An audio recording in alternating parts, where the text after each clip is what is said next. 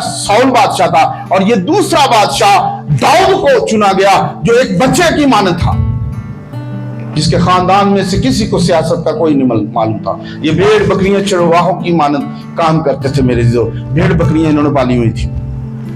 आप जबूर 91 के अंदर हम देखते हैं, और 11वीं और 12वीं आयत में पढ़ना चाहता हूं, आखिरी ये आपके सामने आयत है। यहां पर लिखा, खुदा को कहता है कि मुझे अपने हुजूर से खारिज ना कर और अपनी पाक रूह को मुझ से जुदा ना कर। अभी हमने कलाम सुना तो हमें पता ही नहीं कलाम क्या हो रहा है। ये दाऊद कहता है कि तू मुझे अपनी हुजूरी से खारिज ना कर, तू मुझे अपने पाक रूह कुद्दस से जुदा ना कर और अपनी निजात की शादमानी मुझ पर अनायत कर। क्या कहता है? अपनी निजात की शादमानी मुझे फिर अनायत कर, यानी फिर दोबारा रिसाइकल कर, मुझे दोबारा बहाल कर, दोबारा मुझे बरकत दे। मैं कमजोर पड़ गया हूं, मुझे उठा खड़ा कर, मुझे तेरी जरूरत है।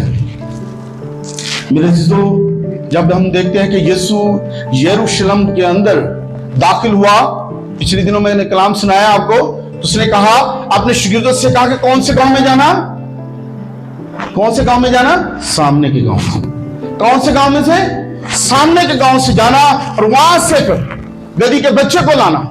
पीछे के गांव से नहीं, दाएं के गांव से नहीं, बाएं के गांव से नहीं, बल्कि सामने, हमें सामने आगे बढ़ना है। और खुदा हमें बढ़ाना चाहता है, खुदा हमें बरकत देना चाहता है, खुदा हमारी जिंदगी में बहाली करना चाहता है, खुदा हमारी जिंदगी में रुकावटें बंदिशें दूर करना चाहता है और हमें फिर से वो उठा खड़ा करना चाहता है। अगर आप गिर चुके हैं, आप कमजोर पड़ चुके हैं, आप बीमारियों ने आपको घेर लिया है, आप समझते हैं कि मैं जब जवानी में था तो बड़ा खूबसूरत था, मुझ में कुव्वत थी, मुझ में ताकत थी, मुझ में जोर था, तो खुदा के कलाम मुकद्दस में लिखा है कि नमान कोड़ी को खुदा ने नया बदन अता कर दिया, बच्चे की मानद बना दिया। ये गैर कौम से शख्स था, ये इस्राइल से नहीं था, ये खुदा की कुदरत और खुदा के जलाल को नहीं मानता था और खुदा की आमद को नहीं मानता था, खुदा की बंदगी और इबादत को नहीं मानता था। लेकिन जैसे इसका बदन एक बच्चे की मानद हो गया, ये खुदा की इबादत और खुदा की शुक्रगुजारी करना शुरू कर दी।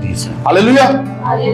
आप अगर चाहते हैं कि हमारा बदन पहले जैसा हो जाए, तो फिर खुदा को बहाली का काम करने दें, खुदा को मौका दें ताकि खुदा आपकी जिंदगी में काम करे। हालेलुया। समझ आई? अब किसको समझ लगी? मैंने सवाल पूछना है ना फिर दोबारा, किसको समझ लगी? आज कलाम मुकद्दस का मजमून क्या था? बहाली। ये हमारी जिंदगी में जरूरी है। बहाली चाहिए हमें किससे बहाली चाहिए? जो हमारी औलाद के आगे रुकावटें डाल रहा है, उसके लिए हमें बहाली चाहिए। जो हमारे रिज़्क के अंदर कटौती कर रहा है, हमारे रिज़्क को खा रहा है, हमें उसके लिए